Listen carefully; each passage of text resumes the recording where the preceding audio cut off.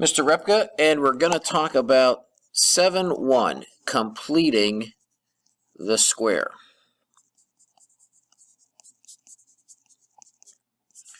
And as we're talking about completing the square, we need to review a few concepts. That first concept is, what is a quadratic equation? And a quadratic always has an x squared, and the very general form is ax squared plus bx plus c equal to 0. And we should remember that a, b, and c are just numbers. And you'll see some examples, so if that's a little fuzzy, don't worry about it, but we do need to know ax squared plus bx plus c equals 0. All right, let's try our first example. Example 1. X squared minus 6x minus 3 equals 0. First, I want to notice, if we talked about our quadratic equation, ax squared plus bx plus c. So these are our a, b, and c, blue, green, and red from the previous slide. Also, let's note, we cannot factor this. If we try to factor, this does not factor. And that is our problem. We wish it would have factored into something like this, but it doesn't. So as a result, we see we have two choices: complete the square and quadratic formula. And today, we're going to do completing the square. Let's follow our steps. Step 1, make sure the x squared coefficient a, in this case the blue line, equals 1. Well, it does equal 1. There's no number there, but if I wanted to put a number, it would be a 1. Okay, so step 1a is complete. Let's try step 1b. Move the constant term c to the right side. Well, in this case, c is my red number, so I would add 3 if I wanted to move it to the right side. Now I have x squared minus 6x equals 3. All right, step 1b complete. Step 2, take the linear coefficient, or b, and again, we said b is -6, and divide by 2. Let's do that off to the side. -6 divided by 2, that is -3. That's step 2a, divide it by 2. Step 2b says square that result. Well, what would happen if I would square -3? I would get a positive 9. Okay? Step 3 says add step 2's answer to both sides of the equation.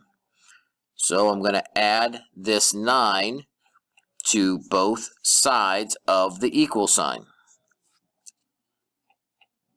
Step 4 says factor the left side.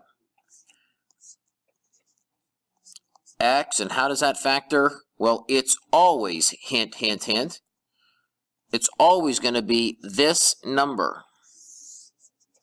So it's always going to be that number, x minus 3, and then 3 plus 9 equals 12. So we have completed the square. We added the constant terms, we divided the linear term by 2, we squared it, and we factored. Now we need to solve this. So I'll go to a new slide.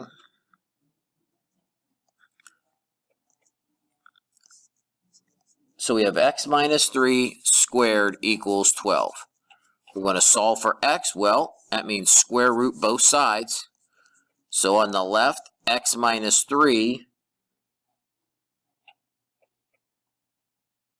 On the right, plus minus the square root of 12.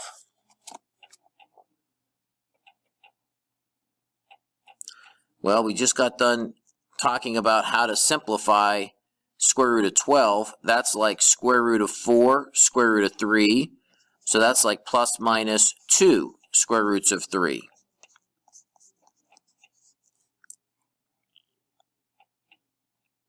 Now we need to add 3 to both sides, and we get 3 plus minus 2 square roots of 3 as our answer. Now let's talk about how to change that to a decimal. That would be 3 plus 2 square root of 3. Enter. And 3 minus 2 square root of 3. Enter. And then we could round those. So our answer is 6.46 and negative 0.46. So our answers for purposes of entering them into Canvas would be 6.46 and negative 0.46. So these are the decimal answers. This is the exact answer. All right, this is exact. And obviously this is with some rounding.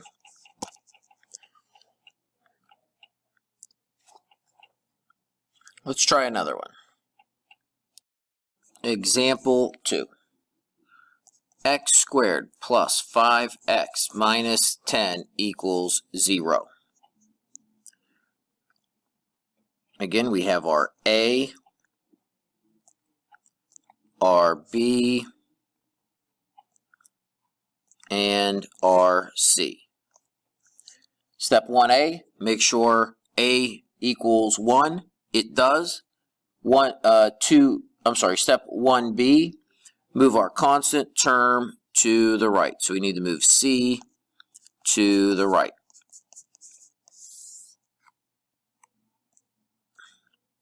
X squared plus 5x equals 10. Step 2, take our linear term, or B, divide it by 2.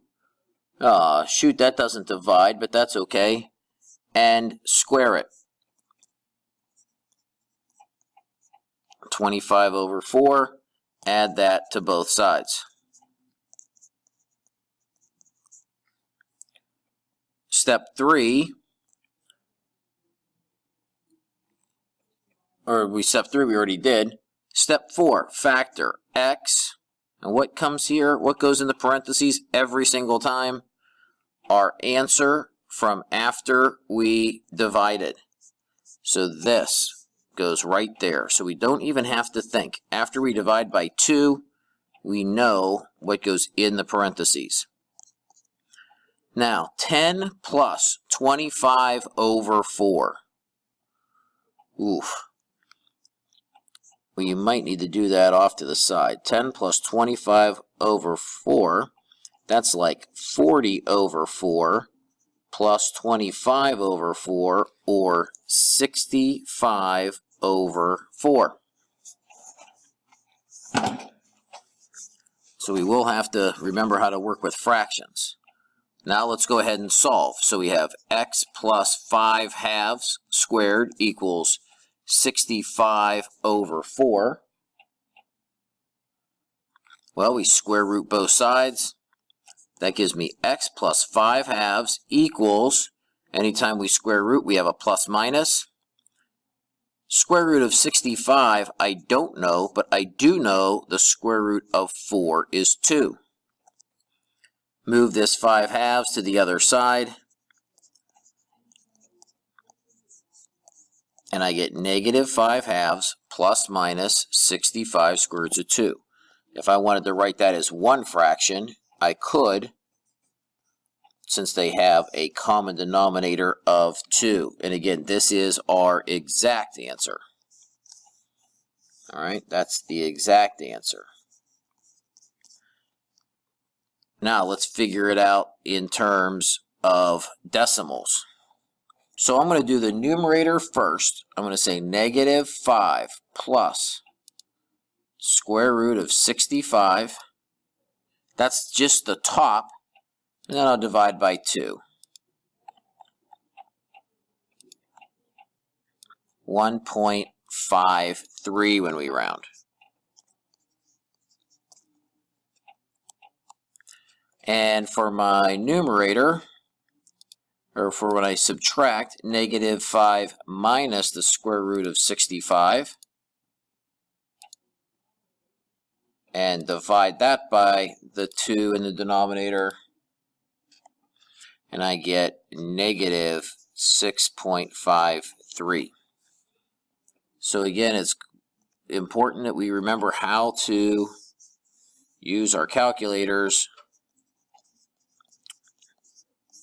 to change from the exact answer with the square root to the rounded answer with decimals.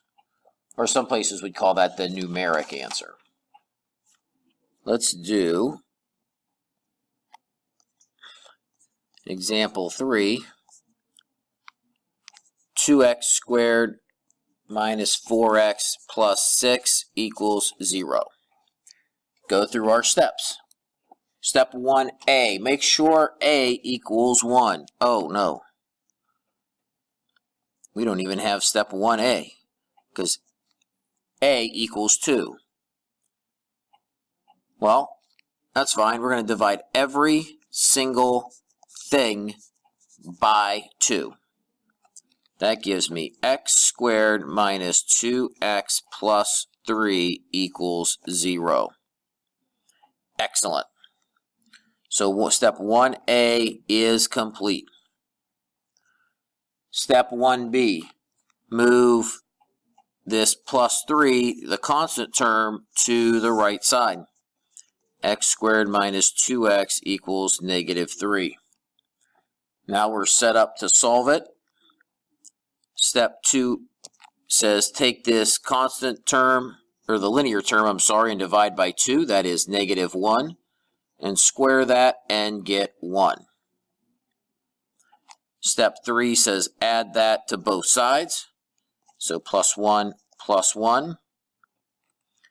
And step 4 says factor x minus 1 squared. And again, -1 inside my parentheses after I divide it by 2 goes right there. -3 plus 1 is -2. So that's the completing the square portion, and follow that worksheet. Now we solve it, and we're going to always remember here when we square root, x minus 1 equals plus minus square root of -2. What's the square root of -2? That's I. Square roots of 2,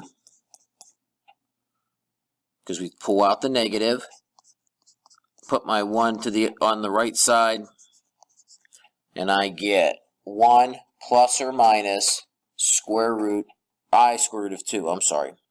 X equals 1 plus or minus I square root of 2. How would we do this as a decimal? Well, we could find the square root of 2. And that's 1.41. So it's either 1 plus 1.41i or 1 minus 1.41i. So again, we have our exact answer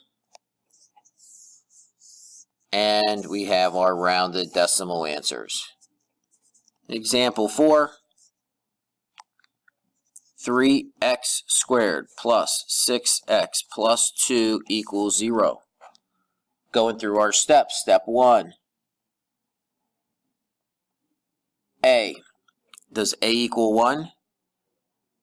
No, it doesn't. So divide everything by that coefficient. So divide by 3, divide by 3, divide by 3. X squared plus 2x plus 2/3 equals 0. 2b says move this constant term to the right. X squared plus 2x equals -2/3. Step 2. says let's take this linear term, the 2, divide it by 2, that equals 1. Square that, 1. Step 3 says take this 1, add it to both sides. Step 4 says factor x plus that 1 equals 1/3. Negative 2/3 plus 1 equals 1/3. Now it's time to solve. If x plus 1 squared equals 1/3, square root of both sides, that means x plus 1 equals plus minus. Always, always, always we're putting that plus minus the square root of 1 over the square root of 3. Well, we know from chapter 6 again that we can't have square roots in the denominator. So let's do that off to the side. Square root of 1 is just 1. How do I get rid of square root of 3? Multiply it by square root of 3 over square root of 3. Square root of 3 over 3. So that's what this really is. Square root of 3 over 3. Move this 1 by subtracting it. So negative 1 plus minus square root of 3 over 3.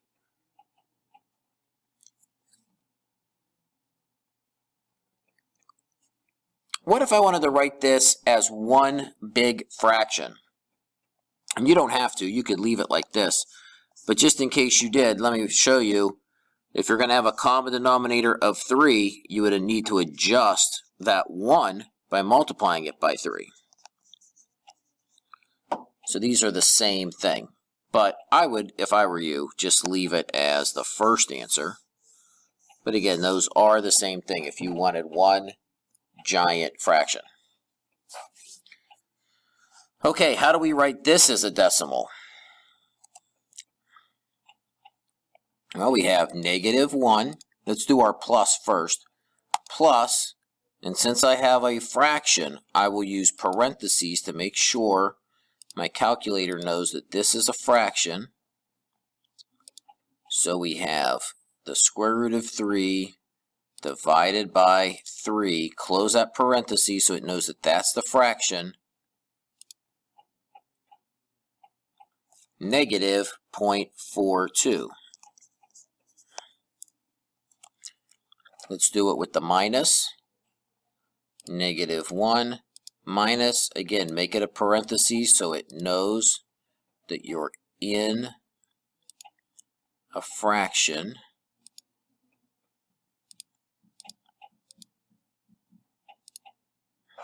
Negative 1.58. Be careful with your rounding. Negative 1.58. If it's 577, the second 7 rounds us up. X squared minus 6x plus 10 equals negative 2x plus 38.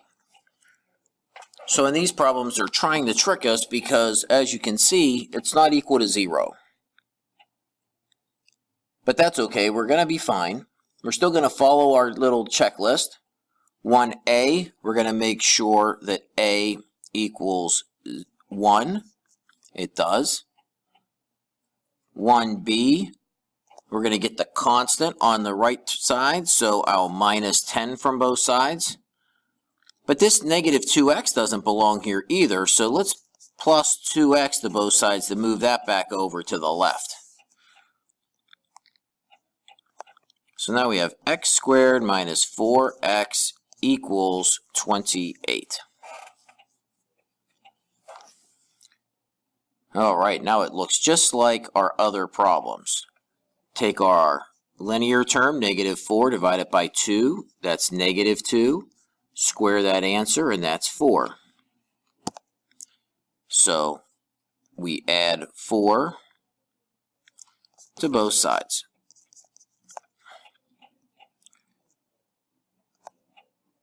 Now it's time to factor x minus 2 squared, and it's a negative because, again, we're getting it from right here. x minus 2 squared equals 32. Just to make sure I have enough room, I'm going to go to the next slide. X minus 2 squared equals 32. Take the square root of both sides. X minus 2 equals plus minus square root of 32. I know that 32 breaks down into 16 and 2, which is plus minus 4 square roots of 2. And then I add my 2 to get it over to the right side. 2 plus or minus 4 square roots of 2. This is our exact answer. Now that we have our exact answer, we can get our calculator answer. So we will say 2 plus 4 square roots of 2, 7.66, and 2 minus 4 square roots of 2, negative 3.66. I have them off to the side. Make sure that you round correctly. 7.66 and negative 3.66. And that's all there is to completing the square.